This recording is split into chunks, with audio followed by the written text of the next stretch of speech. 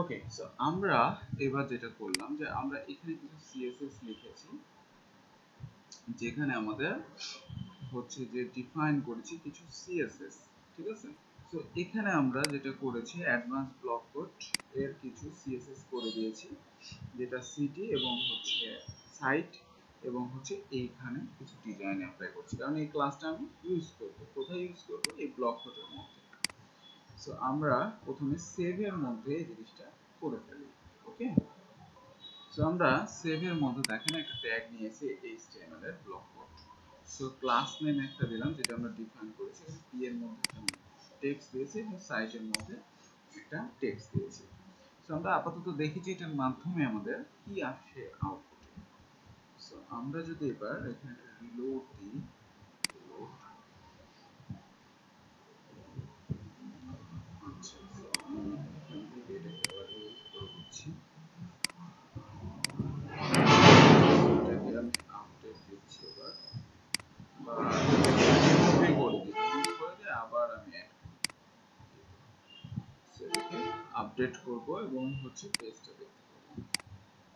এই যে দেখেন আমাদের কিন্তু এইরকম আসছে, ঠিক আছে।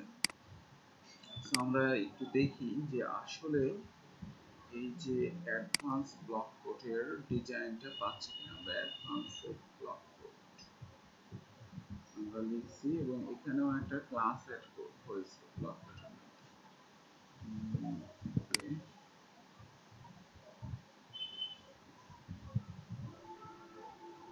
এই যে আমাদের কিন্তু পাচ্ছে, ঠিক আছে। অ্যাডভান্স ব্লক কোডের ডিজাইনটা আমরা যতটুকু করেছি সেটা কিন্তু পাচ্ছি।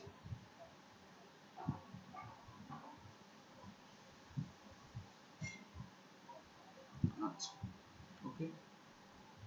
সো আমরা যদি যে এখানে সাইড যে ক্লাসটা আছে সেটার মধ্যেও দেখতে চাই, তাহলে দেখতে পাবো যে সেটার মধ্যেও কিন্তু ডিজাইনটা পাচ্ছে, যে টেক্সট ট্রান্সফর্ম ক্যাপিটালাইজ।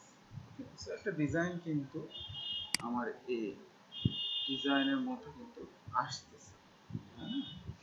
সো এবার আমরা এইটাকে নিব, মানে কন্টেন্ট এগুলাকে বা এই যে বর্ডার এগুলার জন্য আমরা করবো কি, এই যে ব্যাকএন্ডের মধ্যে অপশন তৈরি করব এই জায়গায় বিভিন্ন রকমের। ওকে, দেন হচ্ছে এটা নিয়ে কাজ করব।